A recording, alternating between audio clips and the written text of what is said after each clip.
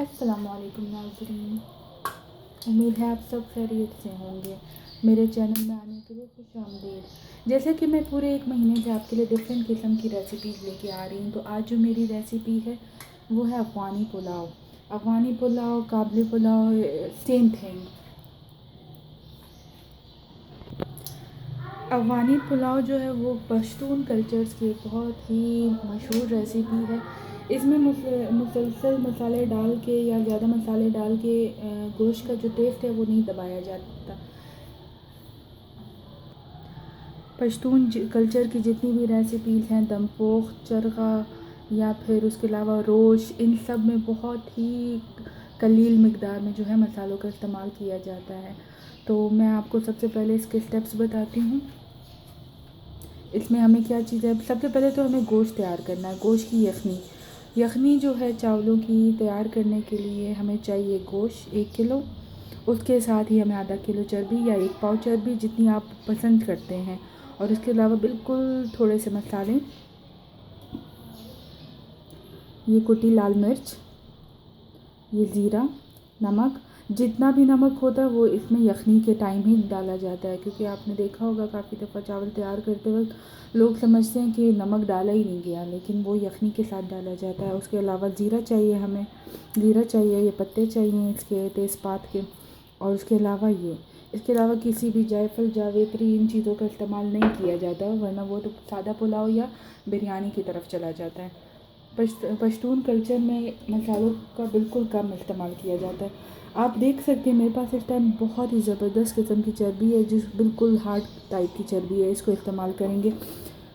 चर्बी में से पहले ऑयल निकालेंगे, ठीक है। उसके लिए मैंने 1 चम्मच ऑयल डाला है, ताकि ये चर्बी इसमें कुकर में चिपके ना। और अभी हम सारी चर्बी के पीसेस इसमें डाल देंगे। इसको अच्छे से पकाएंगे ताकि चर्बी में से जितना अपना ऑयल है वो निकल आए। ये नाज़रीन, मैं आपको जो रेसिपी बताती हूँ बिल्कुल ऑथेंटिक होती है। किसी किस्म की कोई इसमें हम आपसे छुप के कोई काम नहीं करते। इसके अलावा मैं इस गोश्त को एक दफ़ा फिर धोऊँगी, ठीक है।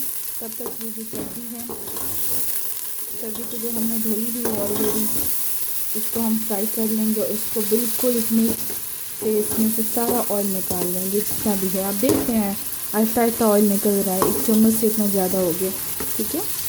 मिलते हैं थोड़ी देर बाद। ये डिश ख़ुसूसी पहाड़ी इलाकों के लोग बहुत ज़्यादा कसरत से खाते हैं, तभी इसमें वो लोग ज़्यादा चर्बी का इस्तेमाल करते हैं। फैट्स जो वो इंतहाई एनर्जी का वो इंतहाई बेहतरीन सोर्स है, इसी वजह से वो लोग चर्बी का ज़्यादा इस्तेमाल करते हैं। लेकिन अगर आप चाहें तो आप इसको स्किप कर सकते हैं, बट जो ओरिजिनल टेस्ट है वो इसमें इसी चर्बी की वजह से आता है। अगर आपको 100% ओरिजिनल टेस्ट चाहिए तो आप चर्बी का इस्तेमाल लाजमी करें। ये बिल्कुल ड्राई हो के बिस्किट की तरह हो जाएगी, फिर हम इसको निकाल लेंगे। और ये अभी भी अपना ऑयल छोड़ती जा रही है, लुक, ये, ठीक है। चलिए ड्राई हो जाए, मैं आपसे मिलती हूँ तब तक, ठीक है। इसको ड्राई कर लेते हैं।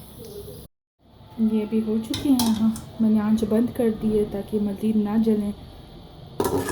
ये जितना भी घी है ये इससे निकला है, जो हमारे पास चर्बी के पीसेस थे उसमें से निकला है।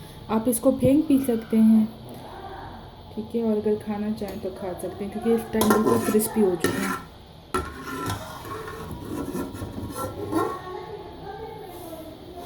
बिल्कुल सारा इसमें से निकाल लेना है, लाइक दिस, ठीक है। सारा इसमें से निकल जाएगा, फिर मैं आपको आगे बताती हूँ कि इसमें क्या करना है, ठीक है। ये वो तमाम चर्बी के पीसेस आप देख सकते हैं काफ़ी क्रिस्प हो गए हैं। इसमें से ये सारा घी निकल गया। अभी मैं अज़ान के बाद आपसे मिलती हूँ, ठीक है। बाकी नमाज के बाद आपसे मिलते हैं।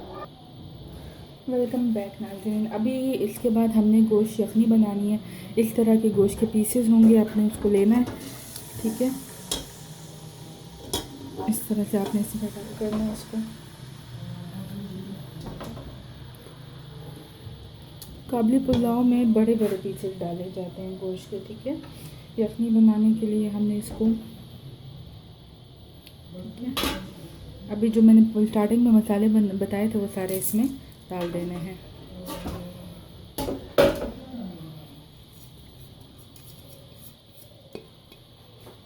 اس کے علاوہ جو ہے ایک دھلا ہوا صاف ستھرا دھلا ہوا لہسن، ٹھیک ہے، یہ ہم نے اس میں رکھ دینا ہے۔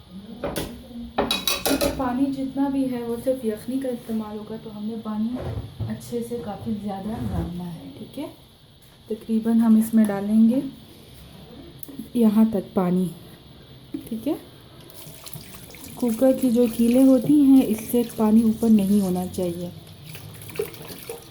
اس میں سے ہم نے پانی ڈالتے جانا ہے جتنی ہمیں، میرے پاس 1 kg رائس ہے، یہ تقریباً 1 kg میٹ تھا، اس لحاظ سے یخنی اتنی ہمارے پاس یخنی بچنی چاہیے، تقریباً 6 کپ یخنی ہمارے پاس بچنی چاہیے، تو 4 کپ پانی میں مزید ڈال دوں گی بس۔ اب اس کو میں کوکر کا لڈ دے دیتی ہوں، اس کو ابھی ہم کوکر کا لڈ دے دیتے ہیں، یہ ایک طرف پکیں گے اور ہم اس کا مسالہ تیار کرتے ہیں۔ مسالہ تیار کرنے کے لیے ہمیں تقریباً 1 ڈوئی گھی چاہیے، اتنا، یہ صرف میں ناپ کے لیے آپ کو یوز کرنے کے لیے بتا رہی ہوں، باقی ہم اس میں نان اسٹک کا اپنا ہی چمچہ یوز کریں گے، ٹھیک ہے۔ اس میں یہ خاصیت ہے کہ بہت جلدی تیار ہو جاتا ہے اور بہت اچھی بہترین غذا ہے۔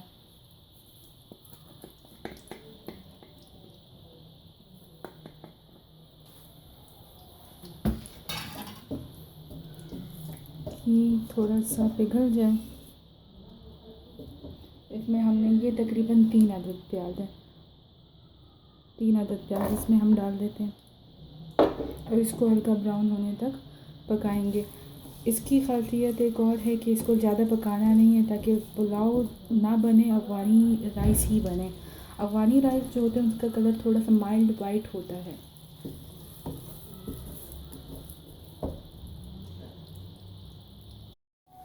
Welcome back. ابھی جو پیاز ہے وہ براؤن ہونے کے لیے میں دوسرے چولہے پہ رکھ دی ہے ٹائم کی بچت کے لیے، اور اس چولہے پہ میں رکھ رہی ہوں یہ تھوڑا سا آدھا چمچ سا گھی ہے، اور یہ تقریباً 2 عدد گاجریں ہیں۔ یہ وہ ہے جو ہم جھونک کے ٹائم، بالکل دم کے ٹائم اس کے آخر میں ڈالیں گے۔ اور یہ ہے تقریباً ½ کپ ریزنس، میں نے مکس نہیں ہے، بلیک بھی اور براؤن والے بھی۔ اس کو بھی ہم نے تھوڑا سا تب تک پکانا ہے جب تک یہ پھول نہیں جاتا۔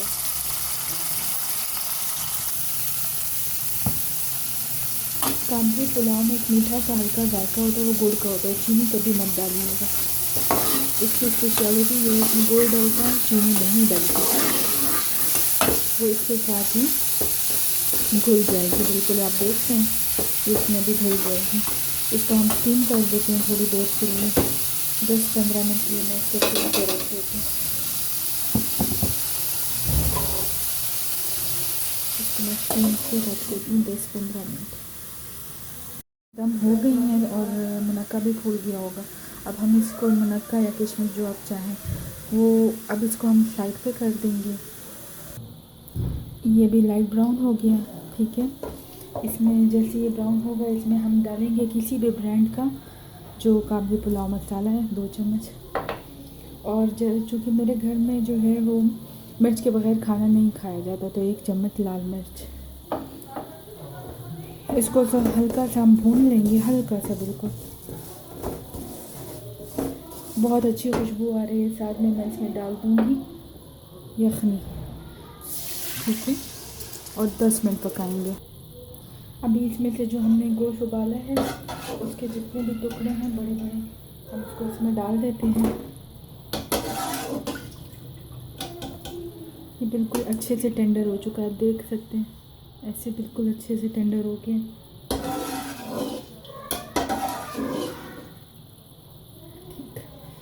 بعد میں یخنی کا استعمال کریں گے، اس کو تھوڑا سا فرائی کر دیتے ہیں۔ ابھی جو یخنی میں نے سائڈ پہ رکھی ہے وہ اس میں ناپ کر کے ڈال دیتی ہوں۔ تقریباً 1 کلو رائس کے ساتھ جتنا آپ پانی ڈالتے ہوں اس لحاظ سے یخنی آپ ڈال دیں۔ میں یخنی ڈال کے پھر آپ کو دکھاتی ہوں۔ تمام کی تمام یخنی میں نے اس میں ڈال دی ہے۔ اس میں ابال آنے پر میں اس میں ڈالوں گی چاول۔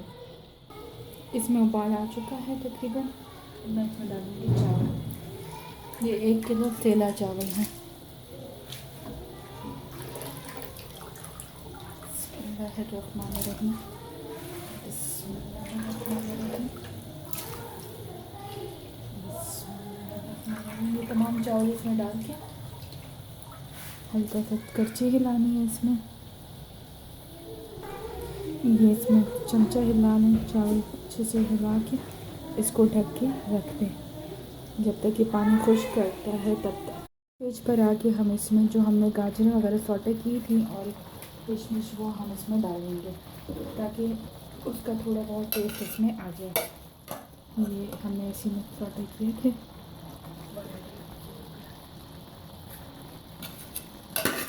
اس کو ہم ایسے ڈال دیں گے۔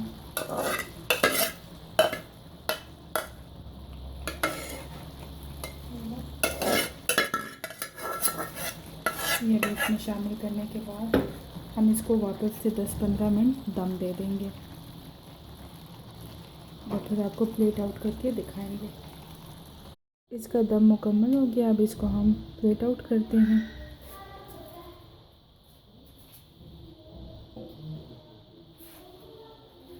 آپ دیکھ سکتے ہیں پانی بھی مکمل خشک ہو گیا ہے، اب اس کو ہم نکال لیتے ہیں۔